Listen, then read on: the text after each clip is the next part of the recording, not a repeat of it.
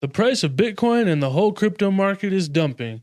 And while everybody else was telling you that you're not bullish enough, I was telling you that this was going to happen. It's not my fault that you're not subscribed yet. What are you waiting for? As you can see, the price of Bitcoin is down more than 2.5% in the past 24 hours and a full 6.2% in the past 7 days. The rest of the market's not faring any better, and the only thing within the top 50 coins that's got any gains for the past 7 days is Dogecoin. We'll get into why that is here in just a few moments. In bullish news though, it looks like the ultimate bottom signal is in and we can finally start going up. Jim Cramer says it's unlikely that Bitcoin finds its footing. Well, Jim, we're going to find our footing, and when we do, we're going to take off running.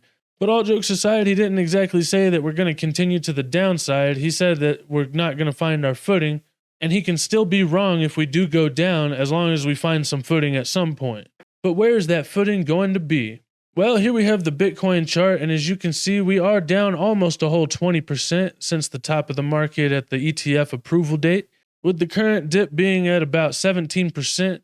And as I continue to say over and over again, 20 to 30% dips are really common and they should be expected in the middle of bull market. I've been looking at this red line down here for quite some time, and as you can see, that would bring us down about 23%, and it looks like that is really the next level of resistance that we haven't turned into support, and we could be going down there, especially since we have this gap zone and we're actually right now at the very top of it here on the CME charts. And these have about an 80% chance of being filled. That red line that I drew is right here at the bottom of the gap zone at about $39,000, and I think we could be coming down there before we do find that footing that Jim Cramer says we're not going to see. And whenever that happens, I'm going to be trying to buy a little bit more because we're probably going to be seeing a bounce. I am going to look for a bottom signal though, because unfortunately it looks like we didn't find very much support down here at this level of resistance that we struggled with in the middle of the bear market. And if we don't see a bottom signal here at the bottom of the gap zone, it looks like we might have some more downward pressure, and it could even bring us down all the way to about $31,000 or $32,000. It's too early to say if that's actually going to happen, but it's definitely a possibility. And I think the responsible thing to do is just to keep it in mind, even though all the other channels are going to be telling you that you're not being bullish enough still, because that's what gets subscribers. I'm going to keep it 100% real though with you guys, and if that's something you appreciate, then don't forget to hit that like and subscribe button. Looking back at the regular Bitcoin chart, you can see that we have broken down out of this bearish flag, and generally how you tell the price target for one of these is you take the flagpole, which will be from the swing high to the swing low, and then you'll extend it from the breakout point, which unfortunately will bring us down below this red line. If we do end up filling this bear flag out all the way, then that could bring us down to about $34,739. And let's just go see if there's any kind of levels of support and resistance that we've traded within on that price range in the past. Well, as you can see right here, we did perfectly bounce off of that level as support down here whenever the bull market started to peak out on its first real dip. And even though we were plummeting at that time, it somehow caught us and gave us some kind of temporary relief before we went down for another leg lower. That could happen again right here, and maybe we will have some kind of relief once we get down to this level, but unfortunately this level at this red line is going to be resistance when that happens, and we might end up getting rejected off of that and coming down to this second red line, because as I've said in some of my previous videos, especially the recent ones, we don't really have very many more catalysts since that ETF was approved, until either the Fed meeting or the halving or something like that happened. Maybe if X got payments or something and Bitcoin was added, then that would be a catalyst to send it up again. Or really just any big announcement that we aren't foreseeing so far could shock the market and send us back to the upside. But like I keep saying, I'm going to be looking for a bottoming signal, and I really don't think this dump is over until we get one. Also, if you go over here to the Ethereum chart, you can see that we are in this ascending, broadening wedge. And a lot of people have said that these kind of patterns are bullish. But if you look over here at wealthyeducation.com, it says, is a broadening wedge pattern bullish or bearish? The great thing about a widening wedge pattern is that it can be both bullish and bearish regardless of the time frame. When trading this pattern, it is important to keep an eye on the volume levels. The formation is only considered valid if the volume levels are decreasing as the price moves higher. This is a warning sign that buyers are losing interest and that the trend is going to reverse. If the trading volume increases along with the price, then this indicates that the momentum is still strong and the previous price trend is likely to continue. Well, we do have an increase in the price, so let's go see what happened with the volume. Overall, I would say that it does look like the volume has slightly been increasing with the price, so maybe this is going to continue. And while we have seen multiple drives of bearish divergence here that continue to play out within this range, it also continues to make multiple drives of bullish divergence, and whenever those start to show up, it plays out to the upside and trades back to the upside of this range. Eventually, we're going to break out one way or another, and according to the volume, maybe it's going to be to the upside. So maybe we're going to bounce here since we're at the bottom of this range and go back to the top, maybe bouncing off of this green line, which was a previous level of resistance. If that does happen and we don't break up out of this ascending broadening wedge, then this could be another opportunity for a swing trade. And if you continue to trade within this range, then you can make a whole lot of money because it is about a 20% swing up and down. Eventually, though, I think Bitcoin is going to find some kind of a bottom here and bounce, and whenever that happens, hopefully Ethereum will break out of this broadening wedge. But until that happens, I think the whole market is going to be looking at Bitcoin as the leader, and whichever direction it goes, I think the rest of the market is going to follow. For now, though, it looks like the powers that be are still doing everything they can to push this thing down so that the institutions that just got their ETFs approved can continue buying up all of the Bitcoin on the low from panic sellers who are probably getting shook out because these other channels are just lying to them. I know I sound pretty bearish right now, but really I'm a permabull.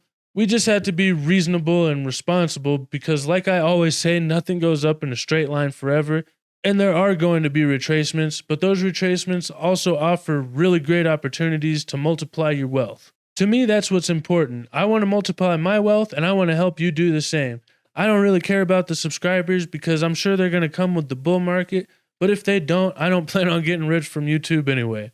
Elizabeth Warren recently posted another attack on cryptocurrencies, saying that the USGAO report confirms the rogue nations are using crypto to dodge sanctions and undermine our national security.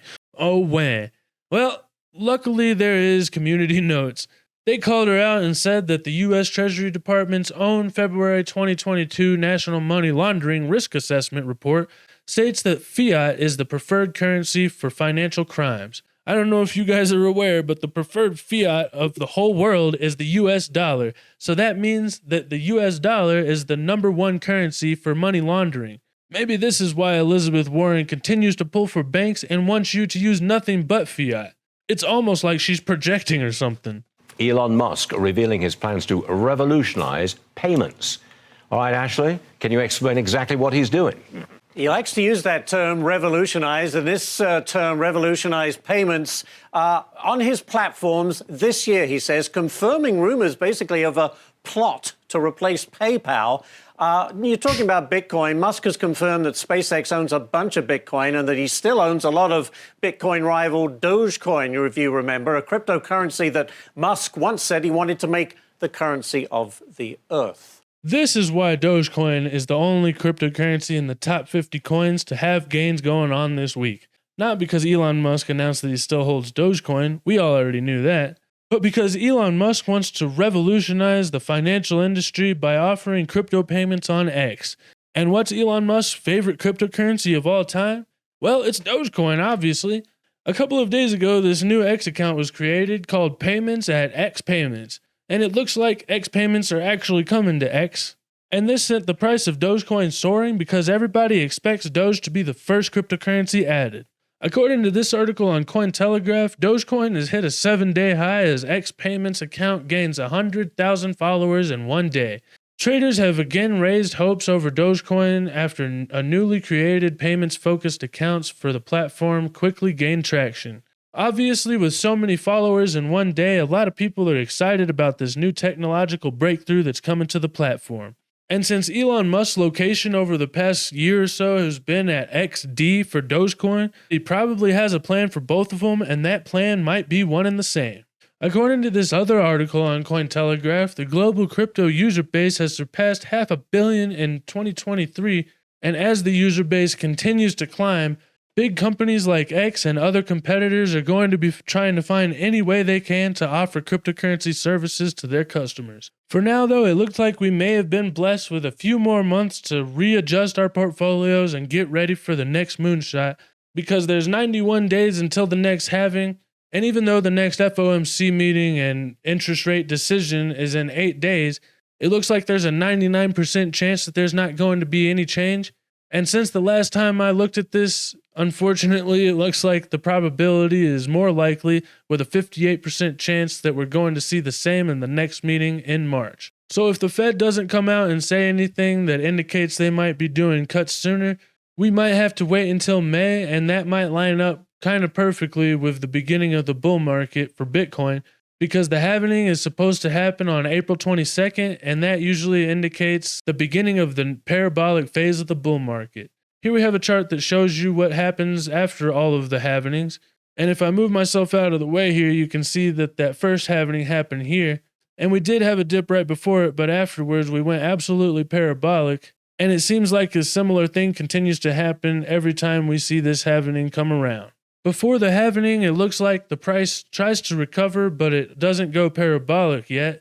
And then around the time of the halving, it has a little bit of a dip before it gets to go on its final rip.